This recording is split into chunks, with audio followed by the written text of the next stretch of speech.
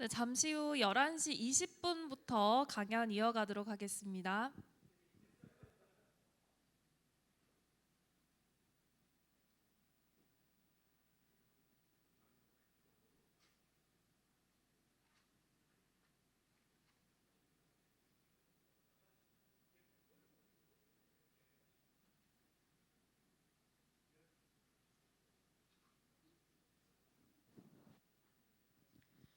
네, 이어서 취업과 창업 지원 강연 이어가겠습니다. 모두 자리에 착석해 주시기 바랍니다. 네, 먼저 첫 순서로는 이재성 전 NC소프트 전무이사이자 현 세솔테크 대표이사님께서 소프트웨어 분야 취업과 창업 그리고 직장 생활 이야기에 관한 주제 준비하셨습니다. 큰 박수 부탁드립니다. 네, 소개받은 이재성입니다. 저는 아마 이제 우리 아카데미나 혹은 이 아카데미를 주관하는 3개 대학 학생들이 관심이 있을 취업, 창업 그리고 직장 생활 이야기라는 주제를 담았습니다. 고향입니다. 부산이 고향이고, 노 교수님하고는 같은 대학 다녀가지고 그 인연으로 오늘 참가하게 됐고요.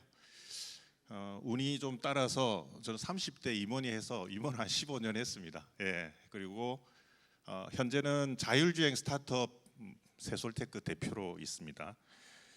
하는 일은 여기 보면 이제 V2X 비클, 아까 이제 우리 여러 가지 항만도 얘기 많이 하셨는데 결국 시간이 좀 지나면 이 비클하고 비클 사이에 그리고 비클하고 인프라 사이에 보안이 굉장히 중요해질 겁니다. 그래서 V2X 보안 쪽 스타트업이고 꼭 부산에 저희가 회사를 하나 만들 그런 생각도 갖고 있습니다. 그래서 교수님이나 여러 기업분들하고 조인트 형태로 이 부분을 같이 해 나갈 그런 생각도 있고요. 앞서도 말씀드리지만 학생 미리만 알려주시면 학생들 상대로 이 세 개 주제에 대해서는 언제든지 강연을 할 그런 생각이 있다는 말씀드립니다. 이게 이제 학생들 강의니까 조금 교수님들 부분은 이해해 주십시오. 학생들에게 이런 식으로 얘기를 할 거다 하는 부분들입니다. 17층에서 36층까지 청소를 하면 몇 개층을 해야 되느냐라고 하면 공부를 좀 한 친구들은 기계적으로 합니다. 빼기 1 이런 식으로. 저는 외우지 말라고 굉장히 얘기를 많이 하거든요. 좀 전에도 전체 화면 가는 거 우리 아나운서님은 외우던데 저는 안 외우는 게 훨씬 좋다라고 얘기를 합니다. 안 외우는 게 훨씬 좋다라고 얘기를 하고, 근데 이걸 이렇게 그림으로 보면 쉽게 이해가 되죠. 왜 그래픽이 중요하냐 학생들에게.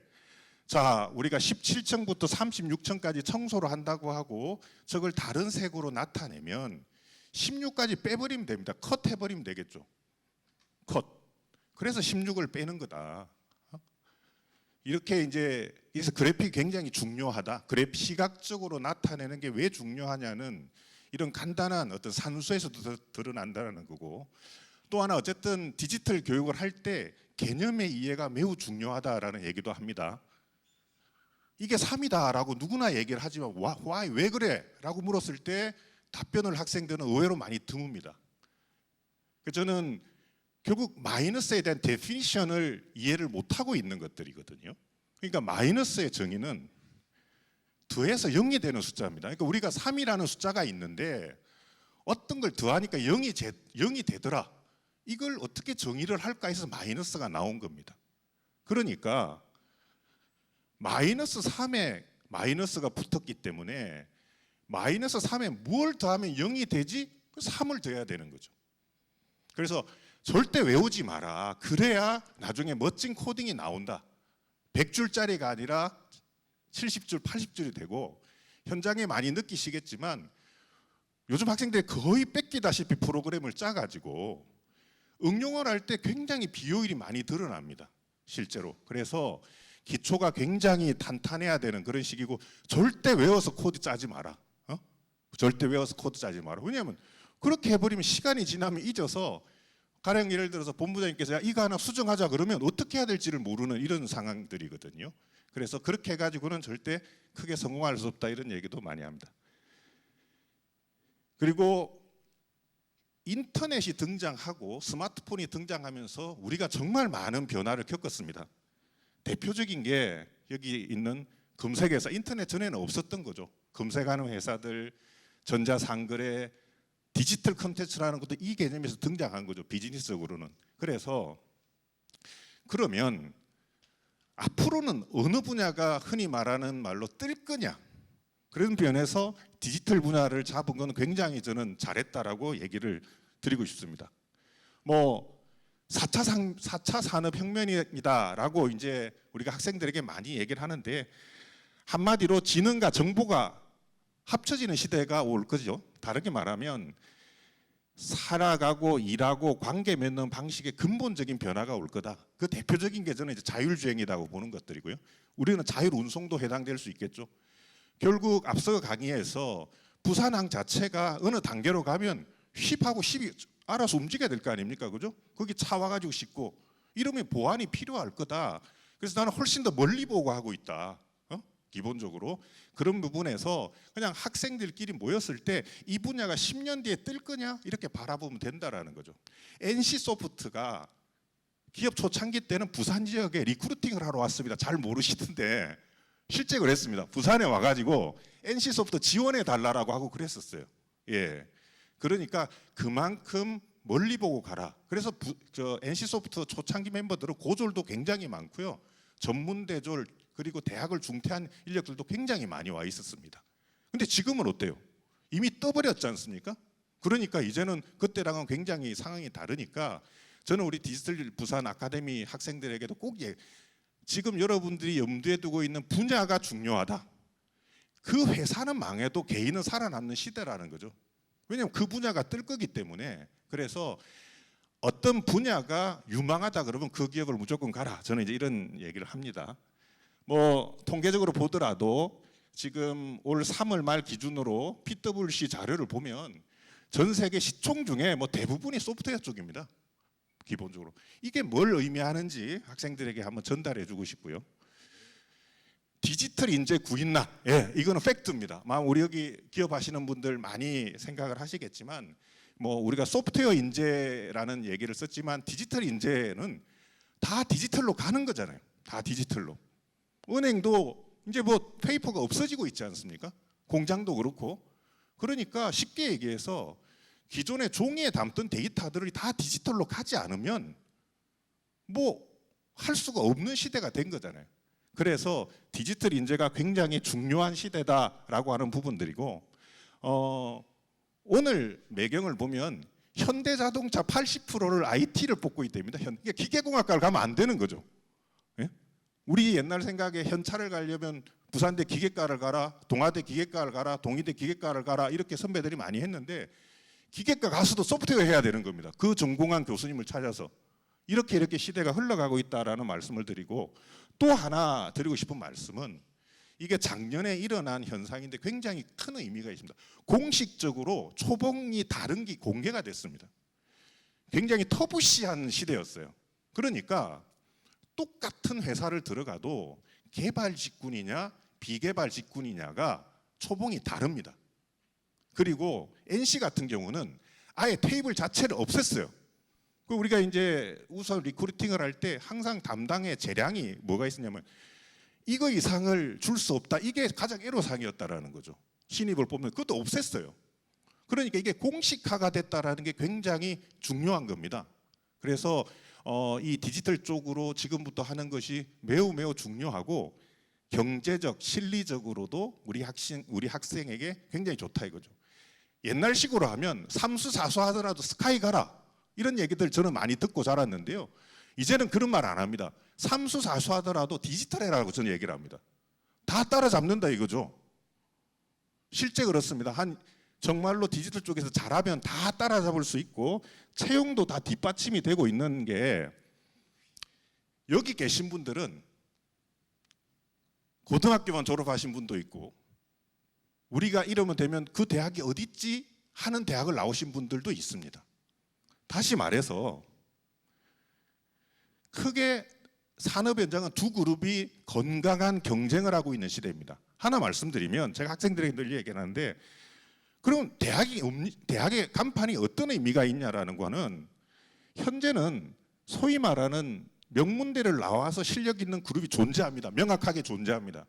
하지만 그 반대도 명확하게 존재한다라는 걸 저는 학생한테 늘 얘기를 합니다. 그러니까 명문대를 나오지 않고도 실력 있는 그룹이 존재하기 때문에 이런 현상이 벌어지고 있다는 거죠. 그래서 이 기업은 어떻게 하고 있냐면 이게 블라인드 전형으로 나타나는 거죠. 대학도 지금 우수한 인재를 유치하는 게 굉장히 중요하다면 기업은 더 할 거 아닙니까, 그죠? 그러니까 야 뽑아 보니까 아니 뭐 좋은 대학 나온 친구들도 잘하는 데도 있지만 안 그런 애도 있어. 반대로 얘는 대학 뭐 얘기는 안 했지만 이 대학 별로다고 생각했는데 훨씬 일을 잘해. 그럼 어떻게 가겠습니까? 야 이름 없애고 뽑아버리면 되겠네. 그죠? 그래서 실제로 대입 입시랑 비슷합니다. 우리 자소서 쓸 때 제약이 있지 않습니까?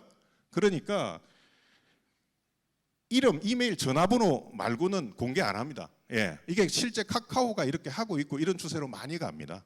실제 저도 사람을 뽑아보면 대학 이름이 있으면 굉장히 선입견이 들어가서 실패한 사례들이 많았거든요. 그래서 이런 흐름들로 가고 있기 때문에 학생들에게 훨씬 더 자신감을 불러일으켜 주셔서 좋다 이런 말씀을 저는 꼭 드리고 싶고요. 또 하나 우리가 학생들의 대학을 이런 얘기를 하죠. 물론 내신이 좋고 수능을 잘 봐서 고등학교를 마치고 원하는 대학에 가는 방법도 있지만 아마 여기 대학에 계신 교수님들 그럴 겁니다. 편입도 좋은 제도지 않습니까? 그죠? 내가 대학을 갈 시점에는 좀 공부를 잘 안 했다 이거죠. 그리고 고등학교 때 여러 가지 창의적인 생각을 하고 좀 놀다 보니까 또 선생님하고도 잘 안 맞고 이러다 보니까 자기 소설에도 잘 안 나왔다. 그런데 대학에 가서 자기가 뒤늦게 자기 주도적으로 공부를 하면 교수님들 딱 보면 아실 거잖아요. 인터뷰 해보면 스코어도 좀 나오고 얘기를 해보면 뽑죠. 기업도 마찬가지라는 거죠. 그러니까 업종을 보고 무조건 가라라고 얘기를 합니다. 업종을 보고 무조건 가면 그 회사에서 잘하면 아까 앞서 교수님이 한 사장님이 그랬죠. 3, 5년짜리 개발자들은 굉장히 이 중요한 그룹이거든요. 그러니까 일단 그 업에 가서 그 업에서 잘하고 난 다음에 그 회사가 본인에게 그만큼 인정을 하고 보상을 잘 베풀면 그게 있는 거고 아니면 옮겨가면 되는 거죠. 실제. 그래서 학생들에게 꼭 신입만 있는 게 아니라 경력 전략도 잘 활용하라라고 얘기를 하고요. 그다음에 이제 면접과 관련해서 늘 얘기를 하는 게 그런데 저도 면접을 해보면 가능성 있는 학생을 뽑는 겁니다. 가능성 있는 학생들을. 그렇기 때문에 그 포인트를 살려서 잘 면접 때 어필을 하라. 뭐 다음에 기회가 되면 면접하는 부분들에 대해서 따로 얘기도 하고 뭐 그런 부분들도 하겠지만 이런 얘기도 조금 하고 싶고요. 그래서 한마디로 학습 능력이 뛰어난, 그러니까 가장 지금 시대에 필요로 하는 사람은 학습 능력이죠. 왜냐하면 제가 대학 다닐 때 파이썬 이런 거 없었어요. 실제. 그리고 여기 프로그램 하시는 분들도 다 공부해서 하시잖아요. 그죠? 여기 대학 교수 중에 어느 정도 위치가 되는 분들이 본인이 학생 시절에 파이썬을 접한 분들이 없다 이거죠. 다 그냥 박사 달고 하면 되는 거지 않습니까? 프로그램들은 계속 그렇게 해서 갈 거기 때문에 학습 능력이 굉장히 중요하다라는 걸 어필하는 것이 면접에서는 굉장히 중요할 거다 이런 얘기를 꼭 드립니다.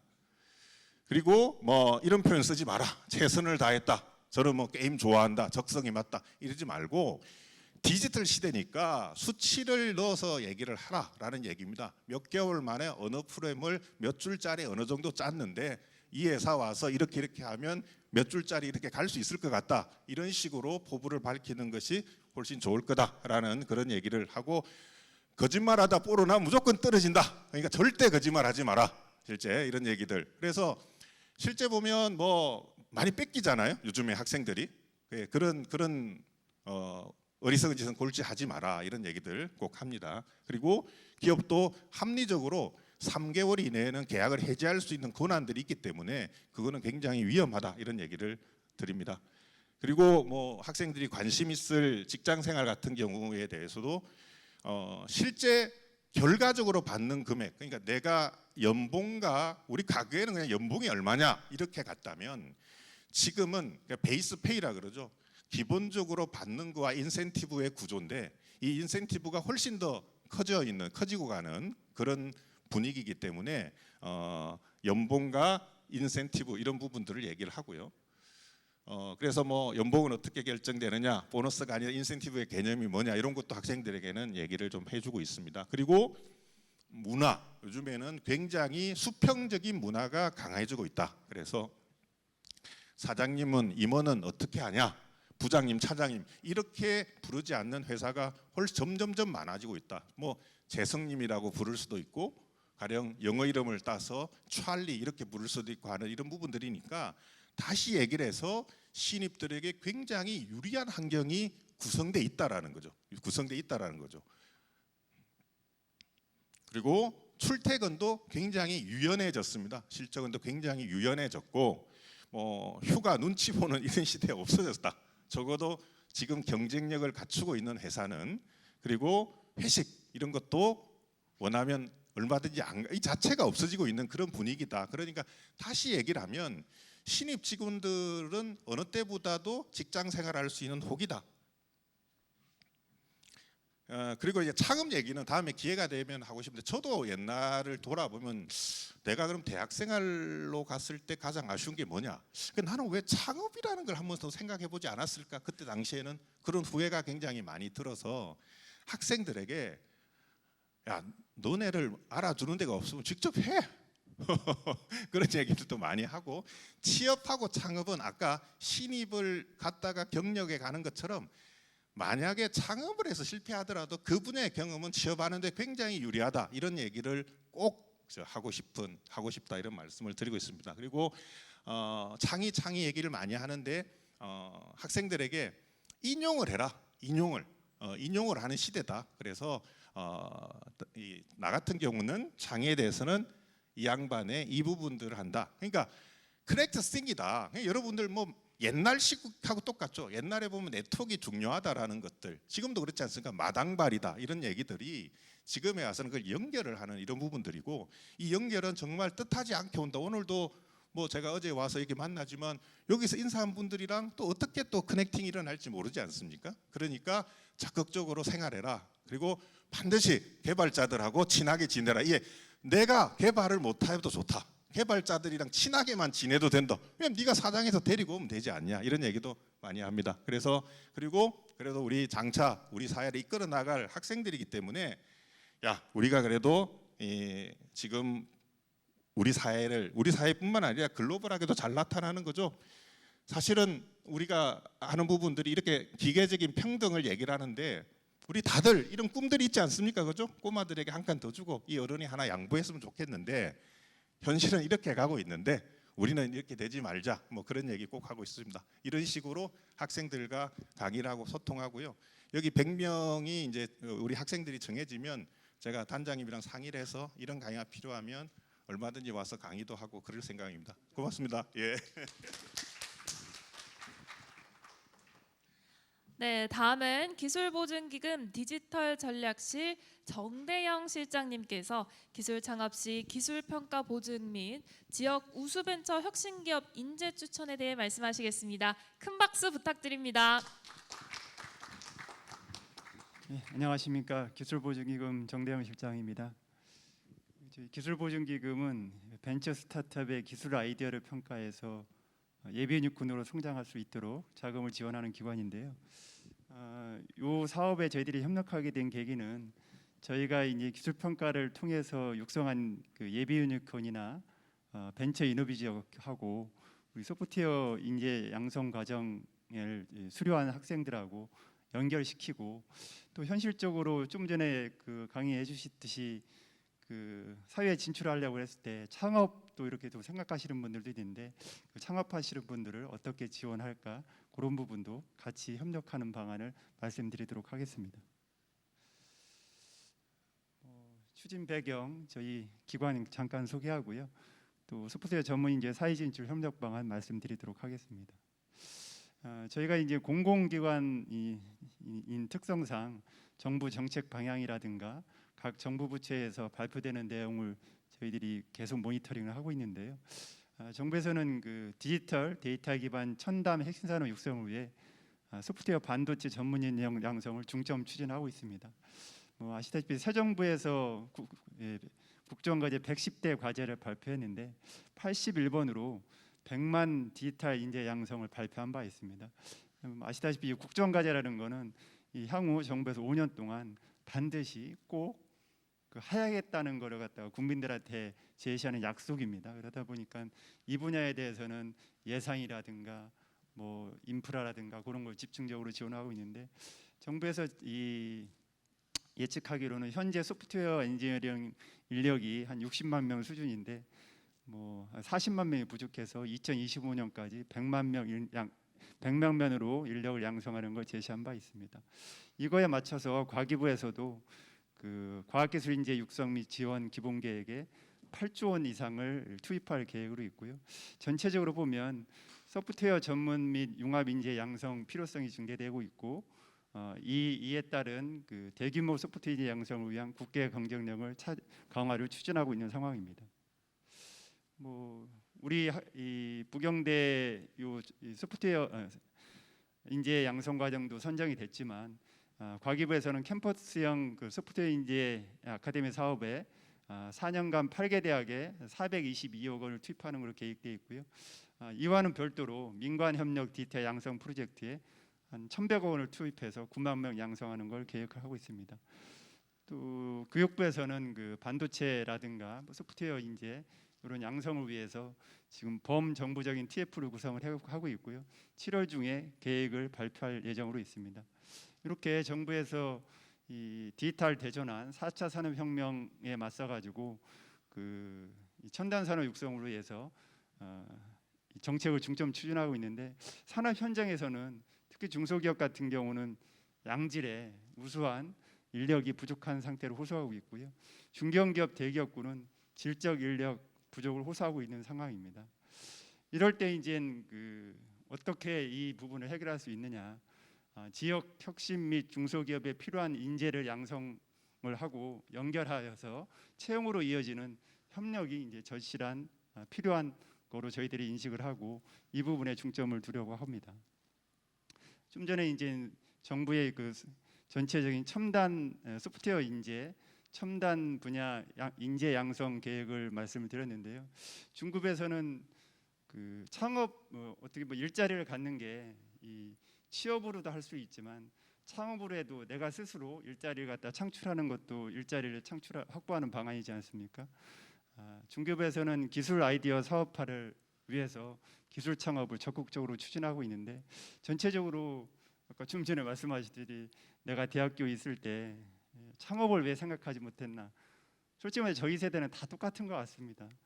그 취업해서 그 월급 받아가지고 뭐 생활하는 그런 생각을 많이 했다 보니까는 창업을 하게 되면 지금은 없어졌지만 그 예전에는 그 연대보증인이라는 제도가 있었어요. 은행에서 물론 그 창업을 하게 되면 자기 자금으로 뭐 상속을 받아서 주변에서 투자를 받아서 하면 좋겠지만 그렇지 않을 때에는 은행에서 대출을 받거나 저희 보증기관 이용해서 창업을 하는데 그때 꼭 따라붙는 게 연대보증이라는 그 회사가 망해도 대표이사가 상환해야 되는 어떻게 보면은 또 지금은 다 없어졌지만 친인척이 보증을 서고 그러다 보니까 한번 창업을 하게 되면 이 가족이 망하는 그런 세대였기 때문에 웬만해서는 창업을 꿈꾸지도 못했었죠. 근데 그런 것들이 이제 다 제도가 없어졌습니다. 그러니까 연대보증 제도는 다 없어져가지고 창업 그 열기가 지금 확산되고 있는데요.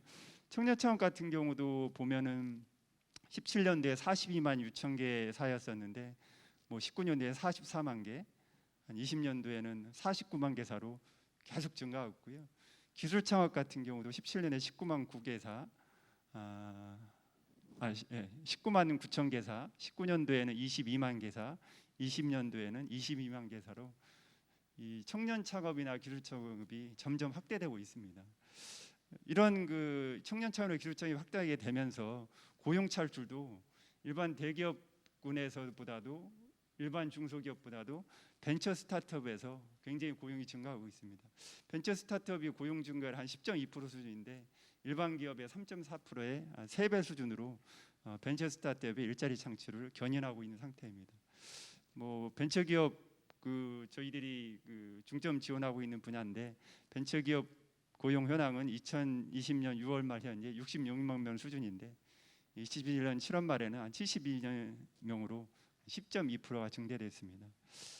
좀 전에 제가 이제 이 첨단 산업 분야 이 소프트웨어 인재 양성을 위해서 정부에서 이 예산이라든가 정책을 중점 추진하고 있다는 부분, 또 창업부에서 중기부에서도 저희도 마찬가지로 중기부 산하기관이지만 창업부에서도 정보 공공기관이 중점 추진하고 있는데요. 시대별 이 창업 역할이 이렇게 변하고 있는 걸 한번 보시면 한 90년대만 하더라도 이 제조업의 부품 공급사, 우리가 어떻게 보면은 이 산업화 시대에서는 이 대기업 중심으로 경제 구조가 까져 있기 때문에 중소기업 같은 경우는 창업기업 같은 경우는 제조품 공급사의 역할을 했다면 90년도부터 2000년대 초반까지는 그때는 인터넷이 이제 이 명명이 되면서 벤처 혁신의 어떤 주체로서 이제 성장을 했고요. 2000년대 2010년대 초반까지는 인터넷, 모바일 이런 것들이 혁명이 일어나면서 온라인 모바일 시대에 새로운 서비스 제공자로서 역할을 했습니다. 지금은 현재 우리가 이제 체험하고 있는 거죠. 4차 산업혁명의 주역으로서 4차 산업혁명을 이끌어 나가는 그런 기업으로 창업 역할이 변화되고 있고요. 이에 맞춰 가지고 향후 5년간의 데이터 산업 인력은 계속 이 현장에서 확대될 거라고 이제 보고 있는데요. 이 통계로 보면 데이터 산업 인력 부족률이 데이터 아키텍처, 데이터 개발자, 엔지니어, 분석가, 관리자, 과학자, 컨설턴트, 기획자 모든 분야에 대해서 이 데이터 산업은 인력 부족한 거로 이렇게 좀 통계적으로 발표되고 있어가지고 아까 이 디지털 해라 이렇게 말씀하시는데 진짜로 이쪽 분야에 대해서는 정부 정책도 그렇고 산업 현장에서도 수요도 그렇고 앞으로도 계속 인력이 필요한 분야로 나타나고 있는 상황입니다.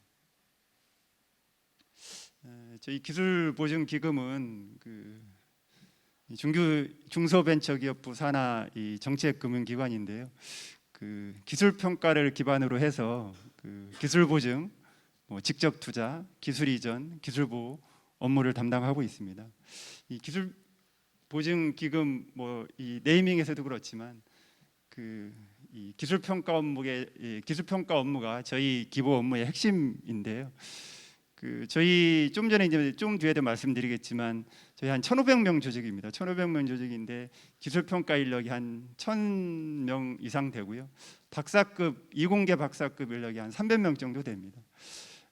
이정동 교수님이 쓰신 축적의 시간 이런 거 좀 읽어보신 분 계실 겁니다. 그러니까 거기서도 보면은 전체적으로 국가 경쟁력이 높아지려면 산업 경쟁이 높아져야 되고 산업 경쟁력을 높아지려면 실패를 통해서 경험을 축적하고 외부의 지식을 받아들여서 성장하는 그런 모델을 제시하는데 거기에서 필수 불가결하게 필요한 게 뭐냐면은 이 산업을 보는 기술을 보는 전문적인 평가 인력도 양성도 필요하다 이런 말씀을 하신 게 있거든요. 저희는 이 기술 평가에서 자금을 지원하는 기관이 말씀을 드렸는데 대부분의 금융기관들이 어떤 재무제표 과거 어떤 실적 기반의 자금 지원한 시스템을 운영했을 때 이런 이 미래의 가치를 평가해서 지원하는 기술 평가 시스템을 최초로 도입을 해서 지금까지 어떤 기술 금융을 선도하고 있습니다. 이런 기술 평가를 기반으로 해가지고 작년 말 현재 26.5조 원의 보증을 지원하고 있고요. 보증이라는 것은 간접 대출입니다. 저희가 보증을 하면 은행에서 대출받는 상품이고 직접 투자 같은 경우는 잠깐 마스크 벗겠습니다. 직접 투자는 아까 간접 대출이라고 하는데 저희들이 직접 주식 투자죠. 그러니까 지분을 투자해 드리는 거고요. 기술지원 같은 경우는 아까 이제 4차 산업혁명 중에 핵심 특성 중에 하나가 벨로서티 속도 부분인데 우리 중소벤처기업 같은 경우는 인력이라든가 자금이라든가 그런 게 부족해서 이 기술 개발을 스스로 할 수 있는 환경이 좀 부족한데 이 기술 개발이라든가 R&D가 활발한 곳이 이제 대학이라든가 공공건물에서 활발히 이루어지고 있는데 그쪽에서 페이퍼상으로 있는 기술, 잠자고 있는 기술을 중소기업에 이전하는 업무를 하고 있습니다. 이런 부분은 한 2021년에 한 1,030건 정도 되고요. 마찬가지로 이 속도 경쟁이기 때문에 속도에 기반한 기술 경쟁이 뭐 심화되고 있는데 그거에 맞춰 가지고 기술 침해, 기술 탈취, 기술 분쟁 이런 부분도 점점 많아지고 있습니다. 그런 그 기술 분쟁을 예방을 하기 위해서 기술 보호 업무도 하고 있고 그 작년 말 현재로는 6,421건의 기술 보호 업무를 지원한 바 있습니다. 좀 전에 이제 기술 평가가 저희 업무의 핵심이라고 했는데 잠깐 말씀을 드리면 그 국내 최초로 기술 평가 시스템을 뭐 07년도에 이제 도입을 했고요. 이것도 이제 이 데이터 사이언스 기반으로 이 기술 평가 모형을 최초로 개발한 사례입니다. 그러니까 그 아까 말씀드린 대로 이 소프트웨어 인재가 참여를 해서 이 데이터 사이언스 기반으로 기술 평가 시스템을 도입했고요. 뭐 저희들이 한 이공계 박사 인력 300명 포함해서 한 1,000명 이상의 기술 평가 인력을 확보하고 있습니다. 누적적으로 한 81만 건의 기술 평가를 축적을 했고 최근에는 이제 AI 기반으로 기술 평가라는 에어레이트 그리고 그 특허 등록한 기업들 같은 경우는 특허 번호가 넣으면 등급을 자동 뭐 거의 1분도 안 걸립니다. 그러니까 특허 번호만 넣으면 자동으로 등급을 산출하는 IP 자동 평가 시스템도 구축을 한 바 있습니다. 이런 우수한 그 이 기술 평가 시스템을 어떤 분야에 활용을 하냐면 뭐 저희가 이제 주로 하는 기술 보증, 투자 이런 업무에 소부장 강소기업이라고 해서 이 일본에서 수출 규제했을 때 부품 소재 중소기업 육성하는 그 사업을 추진한 바 있습니다. 그 강소기업 100 그 선정할 때라든가 그 예비운입군 선정할 때 등등 활용을 하고 있고요. 마찬가지로 그 벤처 확인 시스템 확인할 때도 활용을 하고 있습니다. 이런 그 기술평가 시스템은 뭐 좀 전에 말씀드린 것처럼 어떤 분들 국내 최초라고 하는데 저희들이 이제 세계 최초라고도 말씀을 드립니다. 그래서 이런 그 기술평가 시스템이 어떤 그 저희 이 나라에서만 활용되는 게 아니라 해외에서도 관심을 가지고 있어서 뭐 유럽이라든가 뭐 페루, 태국, 베트남 등에도 이런 기술 평가 시스템을 전수해서 글로벌 확산을 뭐 도모하고 있습니다.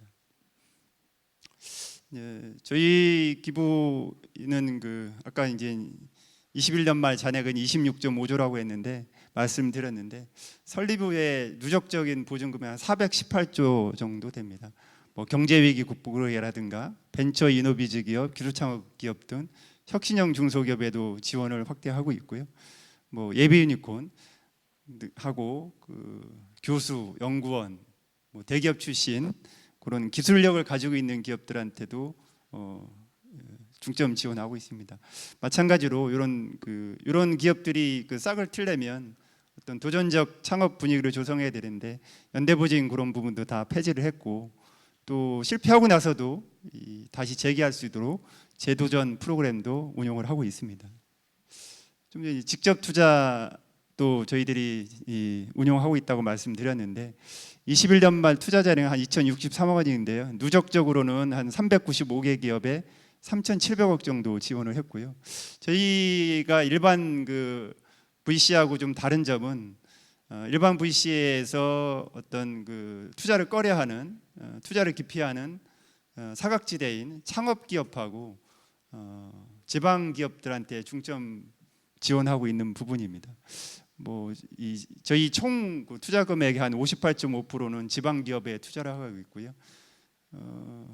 여기도 보시면 아시겠지만 그 민간 VC 같은 경우는 한 16%, 그 정도만 그 지방 기업에 투자하고 있는데 저희들은 부산도 마찬가지죠. 지방 기업 중심으로 투자를 하고 있고 마찬가지로 창업 기업에 뭐 작년에는 100%, 올해는 한 재작년에는 100%였었는데 작년에는 한 93.7% 수준으로 창업 기업 중에서도 민간에서 투자하지 않은 기업들한테만 투자를 하고 있습니다. 그러니까 뭐냐면 저희 기부가 어떤 투자를 하게 되면 그 이제 평판 효과라고 하죠. 그러니까 이 기술력 중심의 지원 기관에서 평가를 받아서 투자를 받으면 이게 이제 기업 뭐 이미지가 제거가 돼서 이제 후속 투자를 받을 수 있게끔 저희들이 다른 기관이 투자하지 않은 창업 기업에만 투자를 하고 있고요.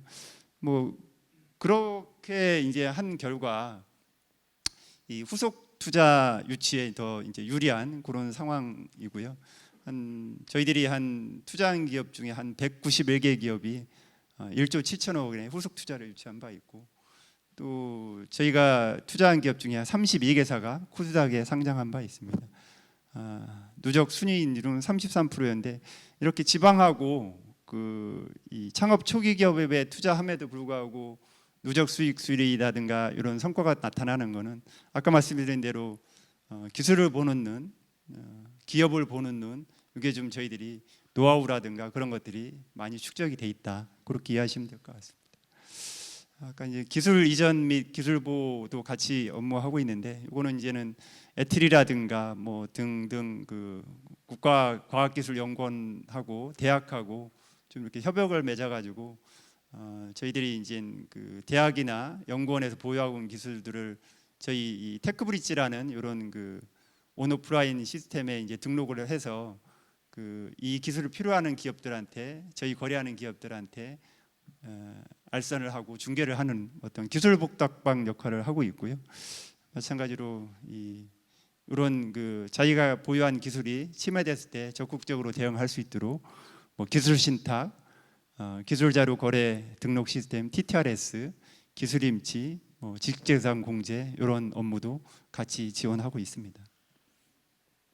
이렇게 저희들이 이 창업 초기 기업을 될성 부른 기업들을 발굴을 해서 지원을 해서 어떤 성과가 있었느냐 한번 보면, 저희 지원한 금액이 한 418조 정도 되는데, 이게 어느 정도 규모인지 좀 감이 안 오시면 21년 국가 예산이 한 558조 원인데 그거에 저희들은 한 418 정도 되고요.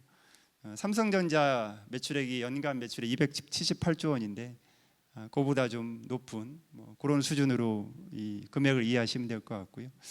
마찬가지로 저희가 중점하는 지원하는 기업이 벤처 이노비즈 기업인데, 그런 기술력 기반의 벤처 기업 한 76%, 이노비즈 기업은 79%가 저희 기부 거래하고 있고요. 또 마찬가지로 매출액 1,000억 이상인 벤처 1,000억 클럽, 이노비즈 1,000억 클럽 중들도 한 80%, 85% 이상은 저희 기부를 다 거쳐가신, 드문 성장하려면 기부 문을 두드리시면 저희가 토탈 지원하는 그런 기관을 이해하시면 될 것 같고요. 중소 제조업 기업 대비 기부 보증 기업 수 비율은 한 15% 정도 되고요. 근로자 수 비율은 한 22% 정도 됩니다. 그리고 상장 기업 기준으로 보면 저희 기부 거쳐가신 기업 평균이 한 51% 정도 되고, 특히 코스닥 같은 경우는 한 66%는 창업 초기부터 저희 기부의 지원을 받아 성장했고요. 시가총액 비율은 한 17% 수준이지만 이 코스닥 같은 경우는 한 60% 정도는 저희 기부 지원 기업입니다. 대표적으로 이 창업 기업 육성하는 프로그램이 아기 유니콘, 예비 유니콘 프로그램이 있는데, 아기 유니콘 기업 중에서는 한 100개가 여태까지 선정이 됐는데 한 68개는 저희가 지원을 했고요. 예비 유니콘은 전액 전부 다 저희가 선정을 해서 지원을 하고 있습니다. 그리고 이제 유니콘 기업은 기업 가치 1조 원 이상 되는 기업을 말하는 건데, 저희들이 지금 대한민국 작년 말 기준으로 한 18개 회사가 이제 유니콘 기업으로 명명받고 있습니다. 그 중에서 9개, 50% 정도는 창업 초기부터 저희 기부 지원을 받아서 성장했습니다. 국가대표 1000이라는 그런 프로젝트도 있는데 거기 한 74%, 부품 소재 장비 기업 중 한 89%는 저희 이제 기보진 창업 초기부터 저희를 이용하시고 저희가 지원해서 성장했는데요. 이런 게 이제 말씀을 드리는 거는 아까도 말씀드린 것처럼 이 전문인재 과정을 수료를 하고 현실적으로 이제 맞닥뜨리는 문제가 취업을 할 것인지 창업을 할 것인지 하라고 했을 때 그런 부분에 대해서 창업은 창업대로, 취업은 취업대로 저희들이 적극적으로 이제 지원하겠다는 걸 말씀을 드렸는데, 취업을 하자고 했을 때는 어떤 어느 곳이 좋은 기업인지, 어느 기업이 성장 가능성이 있는 기업인지 대부분 궁금하잖아요. 기업에 대해서 취업 설명회도 듣고 정보도 얻지만은 이 기업이 내가 진짜 이 청년 시기에 이 젊음과 열정을 바쳐서 헌신할 기업인지 뭐 그런 것들을 판단하기 힘든데, 저희가 이런 이 성장 가능성 있는 기업들을 육성한 판별할 수 있는 경험과 노하우가 있으니까 그런 전문인재 양성 과정 졸업하신 분들한테 그런 거 연결하는 브릿지 역할을 좀 해서 졸업생들이 뭐 성공적으로 취업도 하고 또 혁신 기업들은 또 이 좋은 뭐 우수한 인재를 확보를 해서 경쟁력을 확보할 수 있도록 그렇게 역할을 하기 위해서 이런 성과들을 좀 알고 계시라고 말씀드리는 겁니다. 그래서 구체적으로는 저희들이 저희 기보와 이 디지털 스마트 부산 아카데미하고의 협력 방안은 뭐 이런 부분들은 다 말씀을 드렸습니다. 그러니까 우리 이 아카데미를 수료할 때에는 우리 사업단에서 뭐 설명회도 하고 뭐 취업 설명회도 하고 취업 정보도 제공하고 이렇게 할 때지만 대부분 이 학생들이시잖아요. 학생들이다 보니까 정확한 기업 정보가 이제 부족한 경우가 많고, 또 창업을 하려고 하더라도 뭐 어떤 프로그램이 있는지, 어떤 자금이 좋은지 그런 거 모를 수가 있는데, 그런 것들은 저희가 인력도 있고 노하우도 있고 경험도 있고, 특히 또 저희가 이제 부산에 본사를 두고 있는 부산 토종 기업이기 때문에 그런 젊은 인재들의 사회 진출을 위해서 적극적으로 협력할 계획입니다. 그래서 창업 자금이 필요하신 경우에는 성장 단계별로 창업 중기 단계부터 창업 초기 단계, 성장기까지 뭐 예비 창업자 보증이라든가 벤처기업 인증, 뭐 스케일업 이노비즈 인증, 스케일업 자금 등을 계속 지속적으로 지원할 예정이고요. 특히 이제 예비 창업자 사전 보증 같은 경우는 내가 이제 고민을 할 거예요. 그래서 이제 창업을 하고 싶은데 이게 뭐 그냥 편하게 말씀드리면 이게 먹히는 기술인지 경쟁력이 기술인지 나가서 좀 해볼 만한 기술인지 모른다고 했을 때, 아까 좀 전에 제가 저희 기본은 81만 건의 기술평가 정보가 있다고 말씀드렸지 않습니까? 저도 이제 인문계 출신인데 잘 기술에 대해서 세부적인 건 잘 모릅니다. 근데 저도 교육을 받았지만 이 기술명하고 뭐 업종 기술사업 분류하는 게 있습니다. 그걸 이제 집어넣게 되면 이 기업이 어떤 먼저 개발한 경쟁력 있는 기업이 있는지, 어떤 실패한 기업들이 너무 많은 건지, 경쟁력 없는 분야인지, 그거 이렇게 저희한테 평가자한테 시그널을 주거든요. 그런 시그널을 주는 걸 바탕으로 저희들이 평가를 하고 지원하는 시스템인데, 이런 창업 전에 내 기술 사업 계획을 한번 점검받고 싶다 하면은 저희 기부 오시면 저희가 기술 평가를 통해서 사업 점검을 무료로 이제 점검을 해서, 창업을 제가 이제 적극적으로 말씀드리기도 하지만 무모한 창업은 또 예방을 해야 되거든요. 그래서 이거는 창업을 독려하는 경우도 있지만 무모한 창업도 방지하게끔 저희들이 이런 사업 계획 점검도 하고, 이거는 한번 해볼 만합니다라고 저희들이 판단이 되면 창업하세요 하고 나서 창업 후에 자금 지원한 이런 프로그램도 운영하고 있거든요. 그래서 이 부분은 나중에 교육 과정에서 자세히 또 설명드리도록 하겠습니다.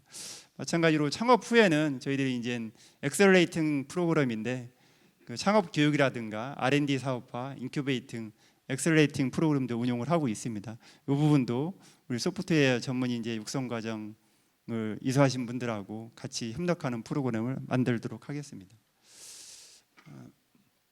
그래서 구체적으로는 그 아까도 뭐 이 취업을 할 때 뭐 중소기업을 갈 거냐, 뭐 대기업을 갈 거냐, 뭐 그 실적으로 고민 많이 하실 텐데 저는 이제 어디를 가는 것보다는 어떤 프로젝트를 하는 회사가 중요한지 가는 게 중요한 것 같습니다. 그러니까 이 대기업으로 직접 가게 되면 물론 뭐 명함 교환할 때 뭐 그런 것도 있겠지만 그 자기의 전문성 뭐 확보에는 중소벤처기업 이런 부분들도 그 남다르지 않을 것 같거든요. 그래서 요 졸업하는 시기에 그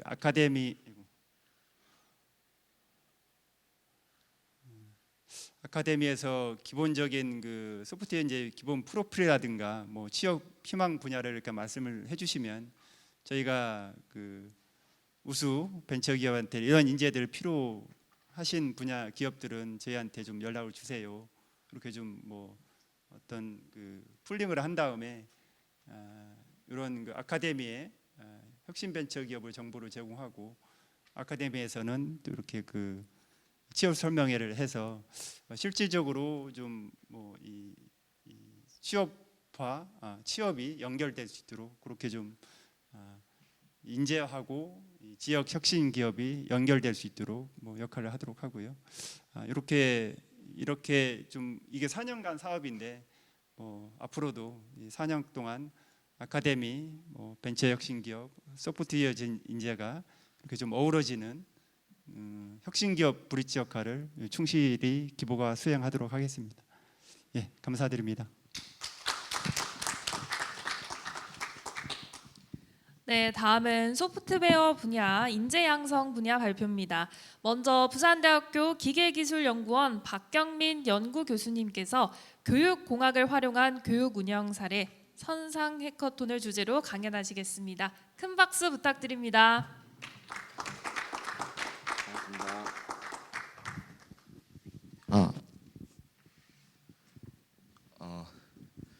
저는 그 2016년도부터 해서 그 부산대학교의 산학협력 중점 교수로 임용이 되어서 지금까지 그 4차 산업 관련된 교육과 교육과정 개발 그리고 이제 그 에듀테크 관련된 교육과정 활용 부분들을 좀 진행을 하고 있습니다.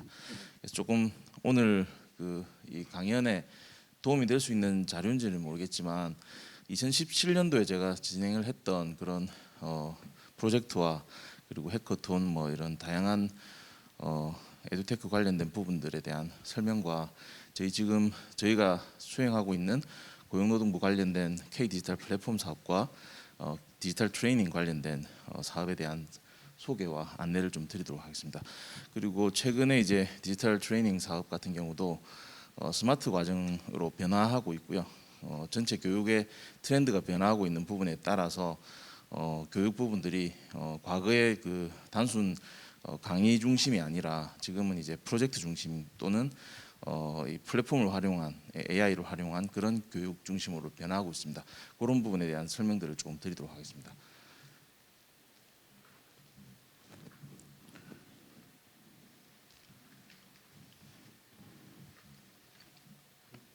됐습니다. F5를 마우스를 저쪽으로.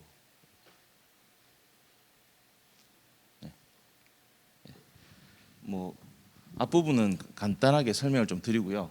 뒷부분에 이제 사례 중심으로 조금 설명을 드리도록 하겠습니다.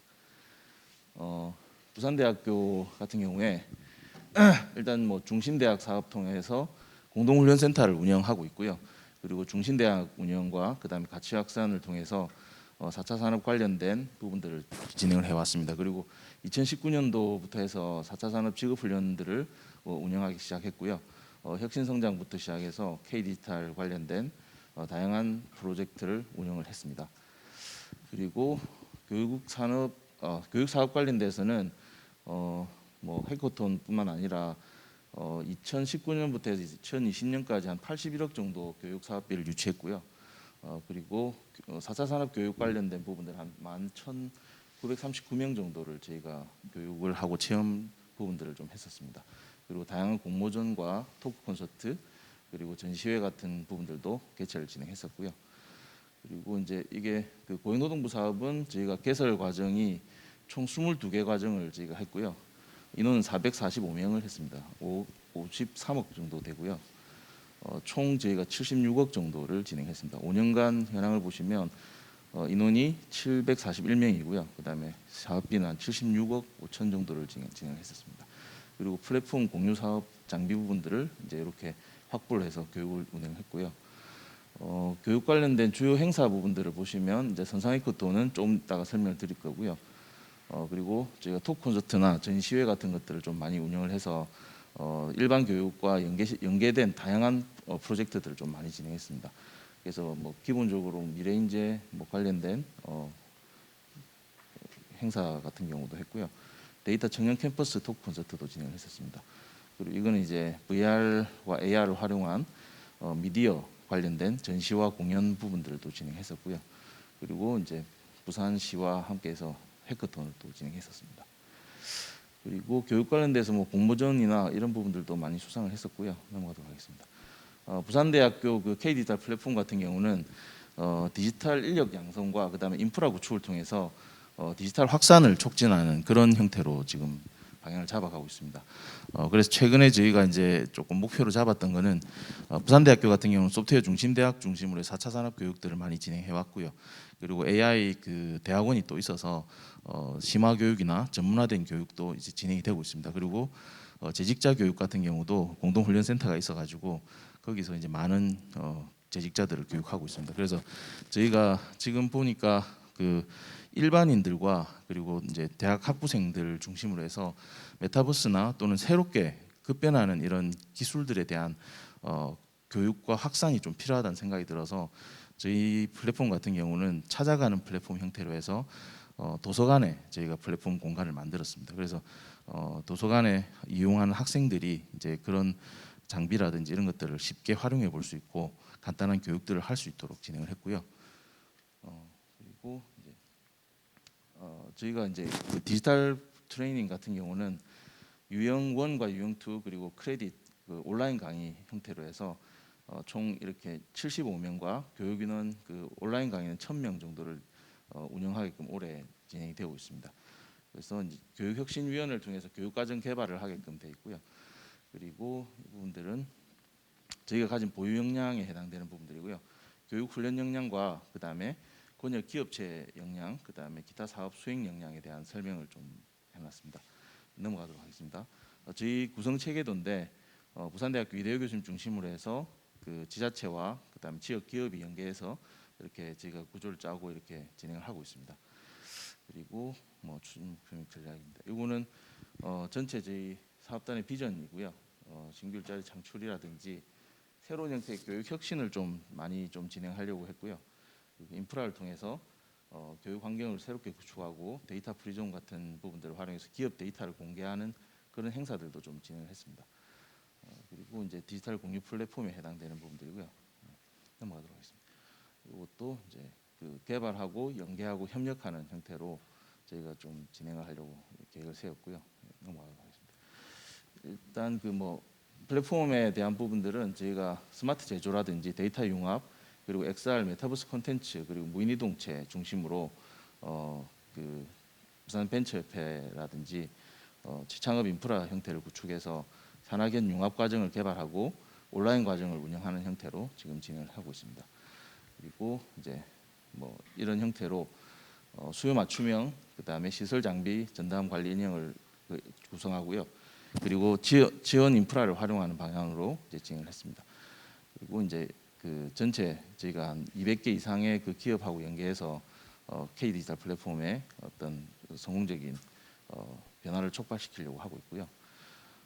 그렇게 해서 지금 추진 방향은 구축 단계, 개발 단계, 운영 단계, 확산 단계로 진행을 하고 있습니다. 네.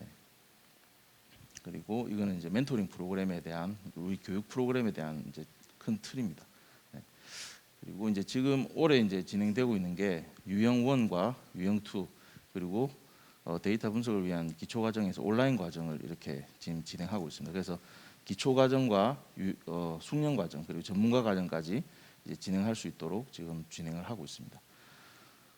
이건 취업 체계에 대한 부분들이고요. 다 아시는 부분들이니까 넘어가도록 하겠습니다. 일단 그 교육공학을 활용한 운영 사례 선상에코톤에 대한 설명을 좀 드리겠습니다. 저희가 이 그 선상에코톤을 하게 된 교육 당시에 보시면 부산 지역은 그 교육 인원들이 스테이블하지가 않습니다. 저희가 서울 같은 경우는 모집단이 그 IT 인력들이 많이 이제 지원을 하고요. 준비된 친구들이 많이 오는 반면에 부산 지역 같은 경우는 준비되지 않은 인력들이 많이 오고 있습니다. 그래서 심지어 최근에는 이제 고용노동부 과정은 60대 어르신도 지원을 하셔가지고 창업을 하겠다라는 식으로 이제 해서 지원해 온 경우도 있고요. 보면 이제 지역도 되게 다양하고요. 공학 계열이 58% 정도 되고 자연 계열도 있고요. 그리고 의학 계열도 있습니다. 이런 훈련생 분석을 통해서 이제 학생들이 경험한 또는 준비되어 있는 부분들을 보시면 C를 경험한 친구들이 한 14% 정도도 안 됩니다. 그러니까 그 IT를 어느 정도 했던 친구들은 그렇게 많지 않았습니다. 그래서 이런 형태로 저희가 데이터 분석 쪽을 하게 되면 파이썬 같은 경우도 15% 정도가 안 되는 그런 형태였습니다. 그래서 저희가 이제 설계를 진행을 했었고요. 원래 교육 과정은 저희가 제안을 할 때 전공자 중심으로 다 제안을 하게 돼 있습니다. 그래서 프레임이 굉장히 빡빡하게 교육 과정을 운영하게 돼 있는데 모집단 자체 모집한 친구들 자체가 이렇게 그 준비가 안 된 친구들이 많았고요. 그리고 그마저도 이제 지원은 많이 하는데 한 2.5대 1 정도 지원을 했었습니다. 근데 모집된 친구 선발을 했는데도 불구하고 이런 정도의 그런 부분들이라서 저희가 이제 교육 과정을 탄력적으로 운영할 수밖에 없는 그런 상황들이 이제 계속됐고요. 제가 2016년도부터 해서 지금까지 교육하면서 대부분의 저희 부산 지역에서 지원하는 친구들이 그렇습니다. 어떤 교육에 대한 준비가 안 된 친구들이 많이 오고요. 그래서 저희가 생각하는 게 좀 환상이 아닐까, 이런 교육 체계가 좀 더 유연하고 탄력적으로 돼야 되지 않을까라는 생각을 가지고 교육 과정들이나 이런 부분을 운영했고요. 그래서 뭐 맞춤 형태로 했고, 그다음에 선상에코톤을 제가 처음에 이제 계획 안에는 넣지 않았습니다. 선상에코톤은 아예 없었고 그냥 교육을 운영하고 그다음에 마지막에 이제 프로젝트 중심으로 발표하는 그게 다였습니다. 근데 저희가 운영을 하다 보니까 보시면은 지금 설계된 프로세스에서 보시면 저 밑에 있는 선상에코톤과 발표 시상식 부분은 빠져 있었습니다. 근데 이 친구들이 이제 비전공자 중심이고 이제 프로그래밍을 못하는 친구들이 많다 보니까 저희가 저녁 때와 주말에 보충 시간들을 많이 잡다 보니까 한 4개월쯤에 보니 이 친구들이 에너지가 그러니까 빠져가지고 동기 부분들이 많이 떨어지는 상황이 벌어졌습니다. 그래서 저도 이제 프로젝트를 한다는 생각으로 좀 새로운 형태의 좀 그 교육 방법을 좀 만들면 좋겠다는 생각이 들어서 조금 구안을 하게 됐고요.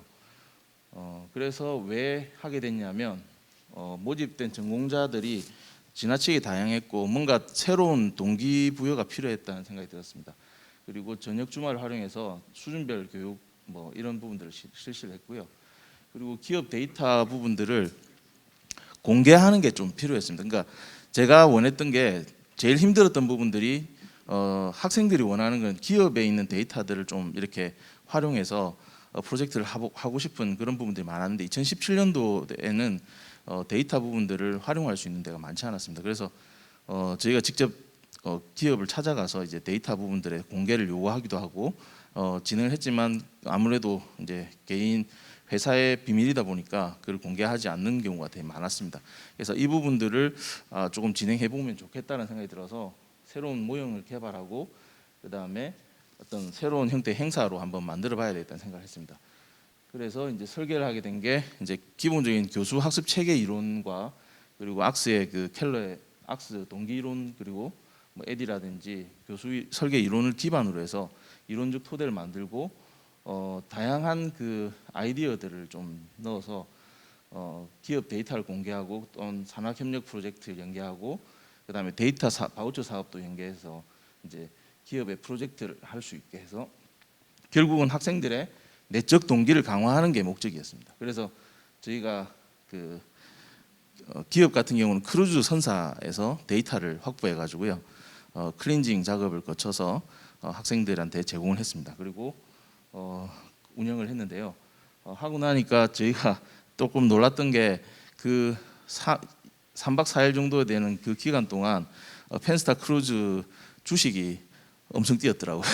네, 그런 부분들조차도 있었습니다. 그래서 이거는 이제 저희가 교육 과정의 어떤 프로세스 절차들이나 이런 것들을 되게 촘촘하게 짜서 운영을 했고요.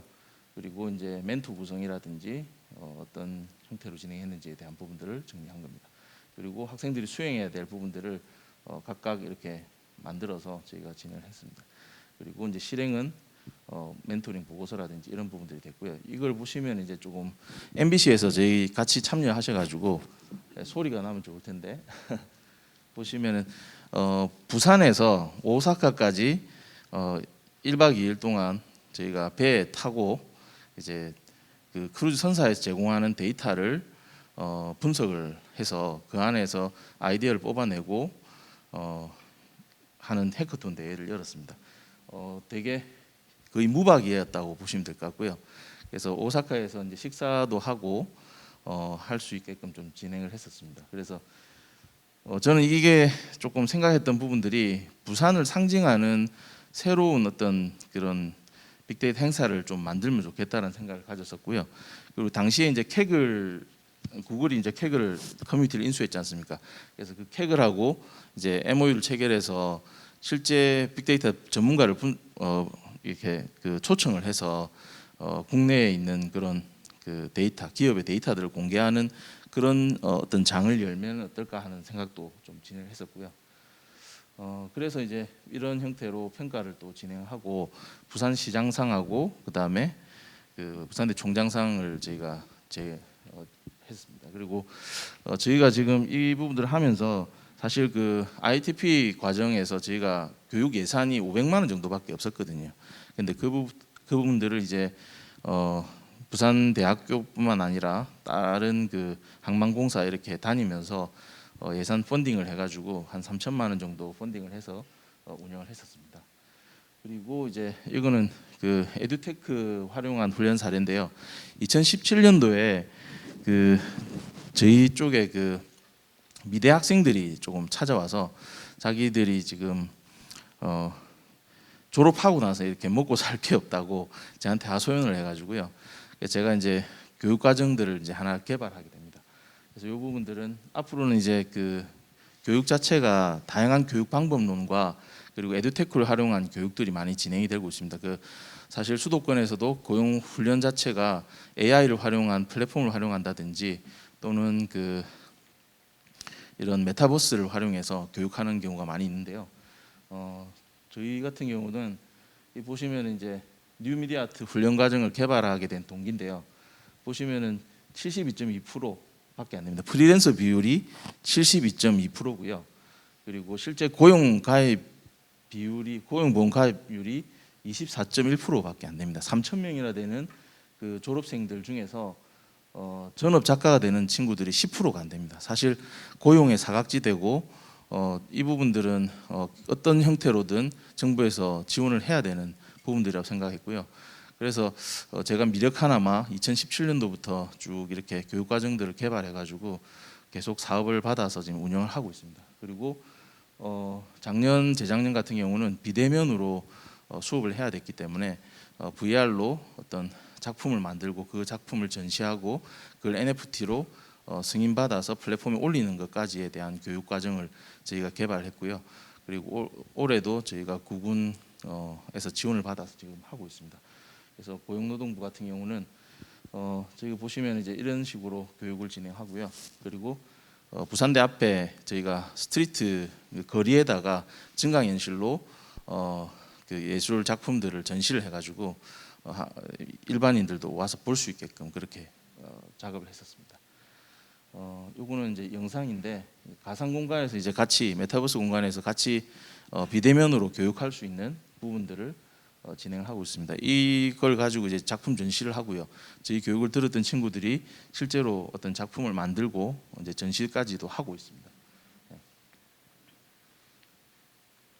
그리고 그 다음에 이제 교육 과정 맨 마지막에 저희가 그 간단한 행사들을 이제 잡았는데요. 이런 행사들은 그 학생들한테 쇼케이스의 개념이라고 생각을 해서 다양하게 좀 일자리를 어떤 형태로 이걸 가지고 만들어낼 수 있는지를 실험한 부분들을 조금 이렇게 행사로 조금 진행을 해봤습니다. 2021년도에 진행을 했고요. 많은 분들이 참석하셔가지고 다양한 형태로 진행을 해봤습니다. 그래서 해외에서 진행되고 있는 이런 비즈니스 모델들이 굉장히 많은데도 불구하고 국내에는 실험되고 있지 않은 부분들이 많습니다. 부산 지역에 뭐 10,000명 이상의 미술이나 이런 쪽에 종사하고 계신 분도 있고 취미로 가지고 계신 분들 많은데 그럼에도 불구하고 고용보험도 되지 않는 그런 조금 사각지대에 있습니다. 그래서 이런 작품들을 만들고 전시하고 그걸 NFT로 만들어서 이걸 또 다른 하나의 부가가치로 만들 수 있지 않을까라는 생각에서 교육 과정부터 시작해서 그 다음에 교육에 필요한 도구 AI가 아닌 메타버스나 이런 쪽을 활용해서 지금 교육을 만들어서 운영을 하고 있습니다.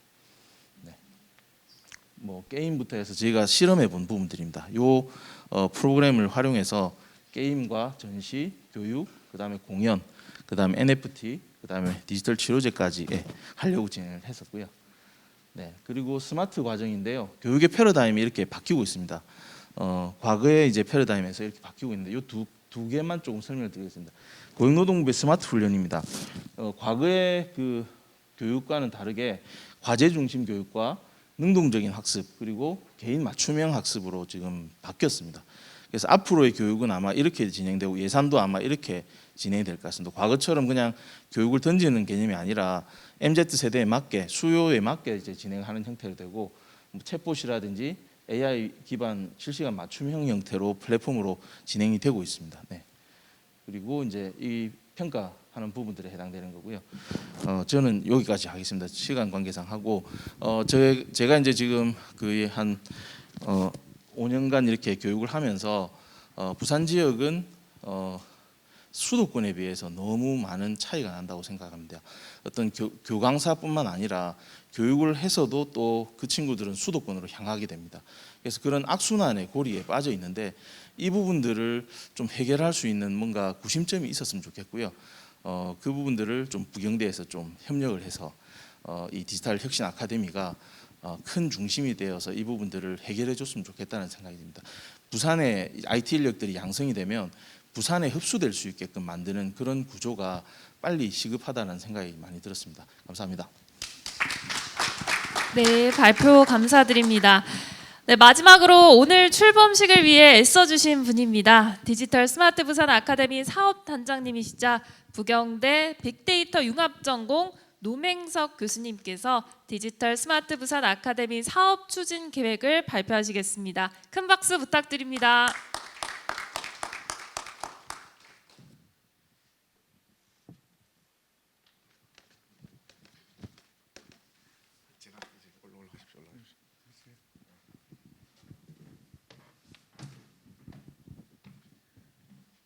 네, 반갑습니다. 우리 사업단장이 빅데이터 부경대학교 빅데이터 융합전공의 노매석 교수입니다. 반갑습니다.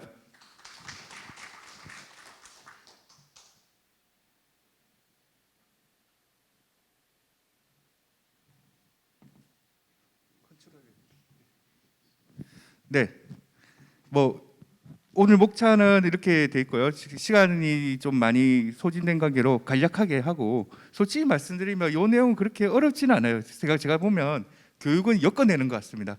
모든 사람들이 각각의 각자가 가지고 있는 역량들을 교육 분야에 조금씩 투자하시면은 크게 하나의 연결고리가 된다, 큰 힘이 된다는 걸 이번에 깨달았습니다. 첫 번째 제가 교육 분야를 이렇게 5개 선정한 거는 솔직히 말씀드리면 우리는 메타버스 클라우드 이런 거 안 한다. 그리고 그다음에 어딘가 저기 문영금융단지에 있는 그거 있죠, 그죠? 그런 것도 해봤자 학생들 우리 만약에 서울 같으면은 카카오나 네이버나 이런 좋은 회사에 갈 수 있겠지만 메타버스 클라우드 같은 경우에 우리는 해봤자 다 영세한 중소기업들이고 지역에서는 그렇게 크게 되지는 않을 것 같다. 또 수도권에 있는 학생들하고 경쟁해서는 이길 수는 없다.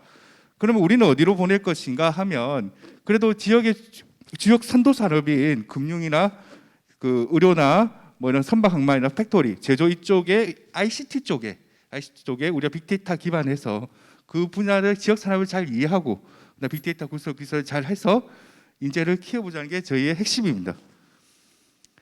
그렇게 하니까 기업 입장에서는 오케이, 그러면 우리가 이제 디처금융 쪽에서 BNK 부산은행 쪽에서는 어떤 얘기를 했었냐면 거기도 이제 점포들이 다 없어졌어요. 없어졌으니까 소프트웨어 인재를 키우려고 찾으려고 했는데 그 인사부 담당이 서울에 있는 유력 성균관대라고 했었어요. 저한테 성균관대에서 그 상주를 해가지고 채가려고 했었습니다. 왜냐하면 그 디지털 금융을 할 수 있는 지역에서 인재를 못 키워내고 그랬거든요. 그런데 문제점은 뭐냐면 그렇게 억지로 잡아서 부산은행에서 키워가지고 디지털 금융 파트를 해도 그 친구들이 부산에서 무럭무럭 자라면 부산은행을 위해서 열심히 이제 성장할 인력이 되는 게 아니라 도망이 아니죠. 서울로 갑니다. 더 우수한 인재는요. 그러니까 이제 악순환이 돼버린 거죠. 그렇기 때문에 그러면 우리 컨소시엄에 부산은행이 얼마나 이렇게 많은 관심을 가지냐면 오케이, 그러면 1차 연도는 그렇지만 2차 연도 우리가 원하는 양성의 프로그램을 해봐라 올 겁니다. 그걸 해서 저는 사업계획서를 다시 쓸 거예요. 그래서 부산시 계시지만 제가 시도 부르고 국회의원도 부르는 거는 2차 연도에는 디지털 금융에 맞는 부산은행이 원하는 인재 양성 프로그램을 동아대 소나무 정보기술이나 동아대 연구팀이랑 같이 해서 사업계획서를 써서 8월에 의회 그 부산시를 같이 해서 제출할 계획입니다. 그래서 10일을 받아서 부산은행을 넣어서 해보겠다는 겁니다. 그러면 부산에서는 해보겠대요. 자기는 해보겠대요. 그렇게 하면 해보겠답니다. 그래서 저희한테 협력을 해주셨습니다. 자, 교육생 입장에서는 어떤 거냐? 어려워요. 우리 부경대, 동아대, 동의대 3개 대학 학생들은 이런 이제 만약에 부산은행이 원하는 디지털 금융 교육 과정을 하려면 너무나 어렵습니다. 해내기가 쉽지는 않아요. 그걸 우리의 모든 협력기관들이 다 도와주겠다는 겁니다. 비전이 있기 때문에. 그래서 한번 어려운 교육 과정을 4개월 교육 과정을 한번 해봐라. 그렇게 하면 엮어보겠다는 게 그 얘기고요. 1차 연도에서는 항만공사가 저희의 핵심입니다. 스마트 선박 항만 아까 신성 교수 말씀드렸지만 그쪽에 인력이 굉장히 많이 필요하기 때문에 그리고 항만에 대한 조금 이해도는 어느 정도 일정한 교육 수준이 되면 이해를 할 수 있고요. 잘 교육을 시키면 항만공사는 수도권을 별로 안 오거든요. 그래서 이제 그게 엄청난 많은 인력을 뽑을 수 있을 거고 그다음에 우리의 전통 제조업인 스마트 팩토리 관련된 부분에서는 그 지역에서 이제 인재를 많이 뽑기 때문에 실제로 1차 연도는 스마트 팩토리랑 스마트 선박 항만이 저희의 핵심 과제입니다. 그래서 그 컨소시엄 구성은 이제 상계 대학이랑 그다음에 이제 참여 기업들 할 때 BNK 이제 2차 연도는 어쨌든 11을 열심히 받아서 부산은행 단위로 하고 싶습니다. 부산을 단위로 하고 싶고 지역에 이제 영향이 있는 왜냐하면 이제 중소기업을 왜 넣냐고 하면 대기업 재직자들은 여기에 시간을 많이 투자하고 싶지가 않아요. 시간이 투자가 안 돼요. 그래야 의사결정이 또 늦어요. 한번 이제 하면 근데 중소기업들은 바로바로 의사결정 나고 바로바로 프로젝트 과제도 주고 합니다.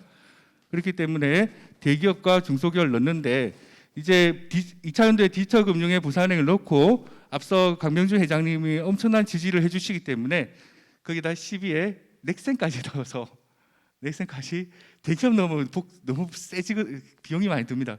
그래서 두 기업을 넣어서 저는 1차 연도를 했지만 2차 연도에는 참여 기업에 BNK 부산은행이랑 넥센이랑 플러스 역량 있는 지역의 중소기업이랑 같이 하고 있었습니다. 그리고 신세계 INC는 우리가 왜 교육기관을 넣냐면 하루 8시간 더 풀리 돌리기 때문에 교수님들이 교육을 집중할 수가 없어요. 그렇기 때문에 거기에 대한 교육과정이나 전문 강사 매칭이나 그다음에 LMS 플랫폼은 전문 교육기관을 하고 신세계 INC에서는 저희랑 같이 한 거에 대해서 굉장히 많은 그 비전을 받은 게 뭐냐면 솔직히 말씀드리면 K 디지털도 이제 신청했어요. 신세계 INC가 이제 그 삼성 멀캠하고 근데 그때 보면 신세계 INC는 후발주자였고요. 신세계 INC는 이거 왜 하지 이런 식이었고 주로 이제 좀 기업 내에서 재직자 교육 위주로 자기 이제 신세계 재직자 교육을 했는데 그게 이제 김경민 과장이 이제 그 삼성 사피 하는 분이 어찌 보면 저희 팀에 김경민 과장이 있는데 삼성 사피 하는 분이 신세계 INC 와서 엄청 야망이 있었어요. 그래서 저희랑 해서 과기정통부 과제를 먼저 했고요. 그 과기정통부 과제를 하니까 그 INC 회사 난리가 났어요. 처음 하니까 처음 해본 거예요 이런 과제를. 그리고 김경민 과장은 지금 부산 지역에 이제 중심으로 해서 K 디지털 트레이닝 과정도 지난달이었죠. 지난달에 신청서 낸다고 또 고생을 했습니다. 근데 이제 한 가지 이제 인공지능 소프트웨어에 제가 말씀드리고 싶은 이유는 신세계 INC는 청년희망 정책과랑 연계되어 있거든요. 그래서 신세계 INC가 지역 내에서 K디지털 플랫폼이나 K디지털 트레이닝을 했고 K디지털 플랫폼까지 하고 싶어 해요. 그게 이제 그런 이제 주무부서로서 어쩌면 이제 신세계 INC가 이제 시장님이 이제 많이 하셨기 때문에 부산시에서 그런 걸 좀 많이 적극적으로 같이 협동을 해서 자꾸 대기업이 지역에 이렇게 들어오는 거는 참 좋은 생각이다, 저는 그런 생각이 듭니다. 그래서 뭐 목표치는 그렇고요. 이제 요를 한번 보시고요. 저희는 뭐 과정들 계속 얘기하기 때문에 기업과 교수님들이 같이 한 거 여기 지나간 거는 관심이 없습니다. 발전입니다. 그리고 뭐 협력 이런 거 전부 다 이제 지나간 얘기 드렸습니다. 협력 기관 이제 도장에서 사진을 주셨습니다. 이제 그만큼 이제 회장 지역에 있는 회장님들이랑 국회의원 시장들이 워낙 이 교육에 관심이 많고 저희 컨소시엄에 많은 힘을 실어 주셨고 처음에 시장님하고 신세계 INC 대표님은 저희 컨소시엄의 가장 스타트는 뭐였냐면 시장님과 신세계 INC가 했던 2022년 2월 달에 승했던 청년 교육기관 설립 및 운영 청년희망 정책과랑 같이 했던 중부서인 거기가 그 과제가 저희 컨소시엄의 모태였습니다. 2월 달에 제가 사업을 준비하면서 이거 어디서 많이 듣던 과제 어떤 기업인데 이렇게 했는데 사업 총괄이 구성기 상무님이었습니다. 구성기 상무님이 또 어떤 인연이냐면 저랑 고등학교 동기입니다. 그래서 또 인연이 돼서 토요일 날 그걸 알았을 때 토요일 날 막 내가 저 그때는 주말도 없이 하루 20시간씩 일할 때 지금 21시간 일하고 있습니다. 미치겠다. 어쨌든 간에 돌 생겨가지고 돌 아파서 깨러 가는 그 친구한테 내가 카톡으로 했는데 왜 내 대답을 10시간 동안 계기냐 이랬는데 어쨌든 됐습니다. 그리고 지금 대표님은 신뢰하고 계십니다. 왜냐하면 지금 이거 있잖아요. 한 팀이 되자 디지털 혁신경제 그 과기부 그 행사 있었죠. 과기부 행사에 이제 그 NHN 아카데미에서 했던 그 행사에 이제 신세계 INC 대표님 가서 과기부 장관님하고 사진도 찍고 뭐 그렇게 했던 건 나중에 홈페이지 통해서 말씀드리겠습니다. 그게 모태였고요. 저희 컨소시엄에 가장 강력한 지지를 해주시는 회장님은 장문만 회장님이십니다. 우리 장문 회장님 뭐 제가 이렇게 사기치는 건 그러니까 저는 뵙지는 못했고요. 듣는 건데요. 그냥 비전을 보여드리면 회장님들이 오케이 하신다고 말씀드리는 겁니다. 그래서 우리 장문만 회장님은 제가 꼭 한번 뵈서 한번 안아보고 싶은 회장님과 그 강력한 지지자분이십니다. 그래서 처음에 여기 이제 도장 찍은 것처럼 이제 처음에 제안서 낼 때는 이제 협력관계 도장을 찍으셨는데 우리 장문 회장님은 다른 기업들은 이제 대표 명의로 이제 이렇게 찍으셨어요. 넥센이나 세운철강은. 근데 장문 회장님은 회장 명의로 오니까 가서 이제 요 회장의 근거로 해서 세운철강 갔을 때 제가 뻥을 쳤죠. 이제 그러면 대표님 명의로 사진이랑 인사말이랑 화를 주겠다 이랬는데 우리 학생들은 계약증은 싫어. 계약증 다 잊어버리는데 내가 장문만 회장이랑 여러 여기 뭐 변기구 대표님이랑 대표님 이름을 짝짝짝 해서 도장을 해서 딱 하니까 학생들 그럼 누구 이름이 남냐 이러니까 회장님 이름 남나. 그래서 그 회장님으로 달라 이렇게 했어요. 회장님으로 주셨어요. 기업가 학생들도 그 계약직이 아니라 정규직을 바란다.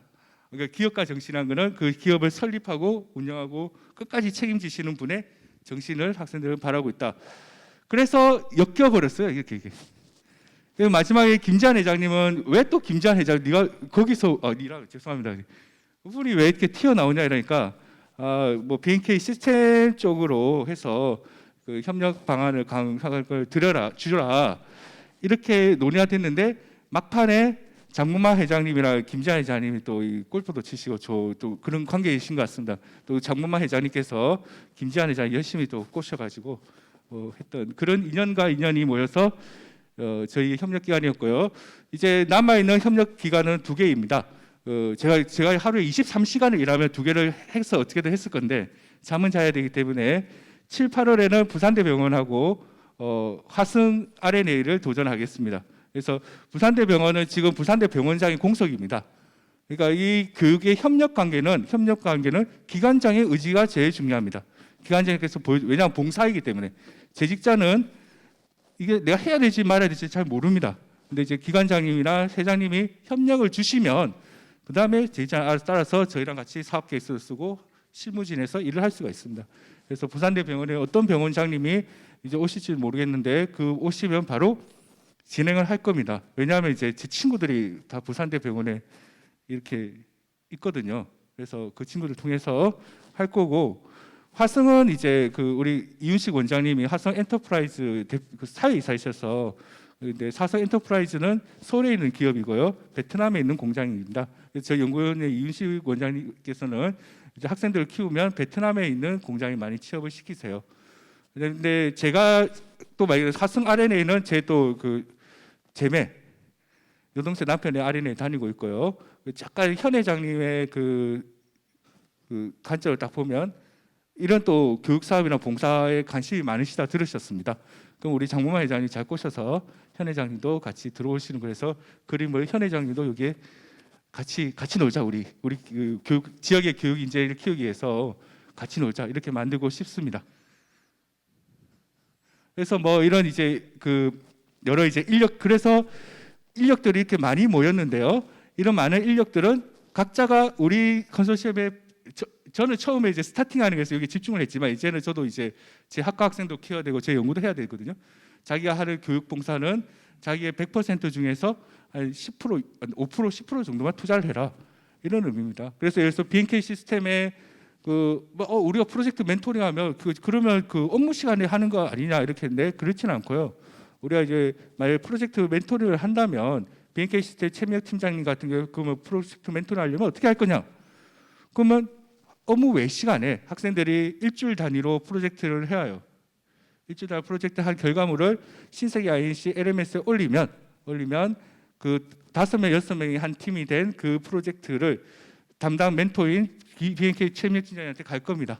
가면 본인이 주말에 한 두세 시간 정도, 1시간 정도 투자를 하는, 그 봉사를 하시는 거죠. 봉사에서 커멘트를 하시면 월요일 오전에 그 팀하고 그 강사, 전문 강사님은 이제 자기가 그 돈을, 그러니까 뭐죠, 업무상 오르신 거니까 그 커멘트를 가지고 강사님하고 학생의 팀이 서로 논의해서 그 커멘트를 하여서 더 프로젝트를 진화시키는 방법으로 운영을 할 겁니다. 이거는 조금 독특한 형태인데요. 원래 선상 해커톤이나 NHA, 조선대 NHA 아카데미는 예를 들어서 NHA 아카데미 제지자 바로 와서 학생들을 키워요. 그리고 자기가 데리고 와요. 근데 저희는 그 소프트웨어 중심 소프트웨어 회사가 아니고 그 소프트웨어 사업부에 들어가는 거거든요. BNK 부산이거든요. 근데 그 제지자 여기에 이제 집중을 할 수가 없어요. 그렇기 때문에 서포트된 방법으로 해서 사업 계획서를 냈고요. 그래서 항상 저희 학약서는 업무 외 시간에 봉사한다, 이렇게 했었고, 그걸가 IITP에서 인정을 받아서 이렇게 됐어요. 그게 조금 독특한 형태입니다. 그래서 참여 기간, 인력, 인프라 있는데 저희 홈페이지에 있는 사진들입니다. 그래서 뭐 시간상 이걸 다 소개시키긴 그렇고, 이 홈페이지 가시면 기간, 인력, 인사말, 뭐 영찰 수많은 인력들이 있습니다. 이 중에서 어떤 전략으로 할 것인가 했더만, 우리 사업에서 제일 관심이 많은, 제일 참여가 높고 제일 관심, 사업 성공에 필요한 대학은 동아대학교입니다. 동아대학교 이런 거 굉장히 좋아해요. 학생들이 좋아하는데, 그 동아대학교 학생들을 많이 들어와서 동아대 학생을 부경대 동의대로 넘겨야 되거든요. 그런데 이제 여기 참여 인력 상계대학 전인경 여기 가보시면 부경대 교수님하고 동의대 교수님 인물이 헌실한데, 동아대 교수님은 막 대머리 막 그래가지고 이제 전략이 생겼습니다. 동아대 여학생들이요, 동의대랑 부경대로 오세요. 그러면 우리가 왜 글로 가는데, 꽃미남 부경대 유태성 교수님, 아까 발표하라고 하는 이유가 그겁니다. 꽃미남 유태성 교수님이 보고 있다. 꽃미남 동의대 신성현 교수님이 지도해 줄 거다. 뭐 일주일에 한 번씩 삼겹살 파티도 해줄 거다. 그래요? 동아대 교수들은 다 엉망인데 일로 가니 우리 부경대 동의대는 저런 외모는 그냥 평범합니다. 그냥. 그리고 심지어 결혼도 안 했어요. 또 스마트 역량까지 갖추신 이런 교수님들이 동아대 여학생들을 뭐 할 거다, 이렇게 생각했고요. 그리고 나서 그러니까 이런 의미는 이제 다양한 상계대학 모든 교수들이 다 협심해서 하겠다는 뜻이 되겠습니다. 그래서 뭐 다 넘어가시고, 마지막으로 한 가지 하고 싶은 말씀은요, 저희 사업계획에서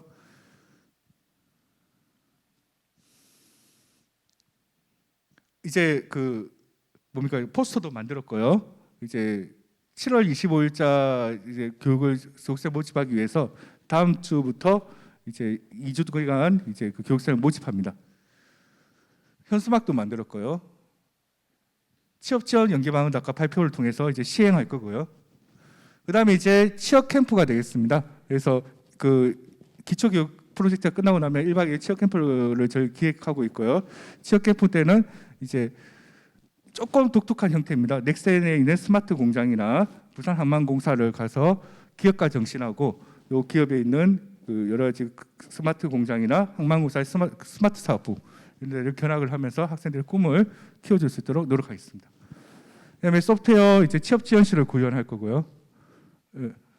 소프트웨어 지원 지원실에는 기업에 있는 정보를 우선 넣겠다. 그리고 취업 동아리랑 멘토단, 뭐 현장 실습, 해외 실습, 전문 취업 멘토 이런 까지 구성을 해서 1차 연도 사업을 추진할까 합니다. 감사합니다. 네, 발표 감사드립니다. 이상으로 2022 디지털 부산 아카데미 출범식을 마치도록 하겠습니다. 오늘 자리를 빛내주신 많은 분들께 다시 한번 감사드립니다. 네, 식사는 교직원 식당 라일락에 준비되어 있습니다. 15,000원 정도의 특식으로 부경대학교 학생처장님이신 김영목 교수님께서 쏘셨다고 하니까요. 즐겁게 식사하시기 바랍니다. 지금까지 아나운서 김규리였습니다. 고맙습니다.